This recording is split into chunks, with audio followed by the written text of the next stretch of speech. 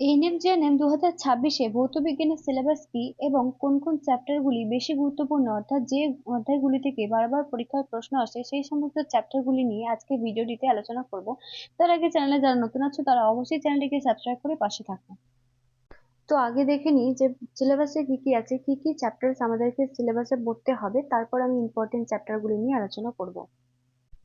প্রথমেই আছে পরিমাপ, বল ও গতি, পদার্থের গঠন এবং ধর্ম, পরমাণুর গঠন, মৌলের ধারণা, দ্রবণ, তারপর অ্যাসিড, ক্ষার, লবণ, জল, কার্যক্ষমতা, শক্তি, তাপ, শব্দ, পরিবেশের জন্য ভাবনা, গ্যাসের আচরণ, রাসায়নিক গণনা, তাপের ঘটনাসমূহ, আলো, চলতড়িৎ, পরমাণু নিউক্লিয়াস, পর্যায় সারণী, ধাতুবিদ্যা, জৈব রসায়ন। এবার দেখা যাক ইম্পর্টেন্ট চ্যাপ্টারগুলি কি কি। তো প্রথমেই পরিমাপ, বল ও গতি। এই বল ও গতি থেকে কিন্তু ম্যাথ আসে, তোমরা প্রিভিয়াস এর কোশ্চেন খুলে দেখে নেবে, এই বল ও গতি থেকে কিন্তু ম্যাথ আসে।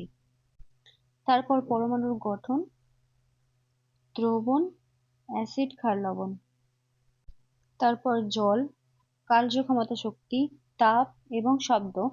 এই জলটা কিন্তু খুব ইম্পর্টেন্ট একটা টপিক। এই জল, শুধু জল কেন, জল, মাটি, বায়ু, শব্দ, এই চারটি দূষণ সম্পর্কে তোমরা কিন্তু পড়ে যাবে। এখান থেকে গ্যাসের আচরণ এবং আলো এবং চলতড়িৎ, এবং এখান থেকে পর্যায় সারণী। তো এই ছিল ইম্পর্টেন্ট চ্যাপ্টার্স। যারা এতক্ষণ পর্যন্ত ভিডিওটি দেখছো তাদের উদ্দেশ্যে বলছি, তোমরা চেষ্টা করবে সব কয়টা চ্যাপ্টারই পড়ার।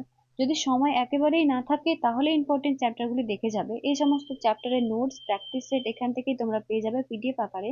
তাই এখনই চ্যানেলটিকে সাবস্ক্রাইব করে আমাদের সঙ্গে যুক্ত হও।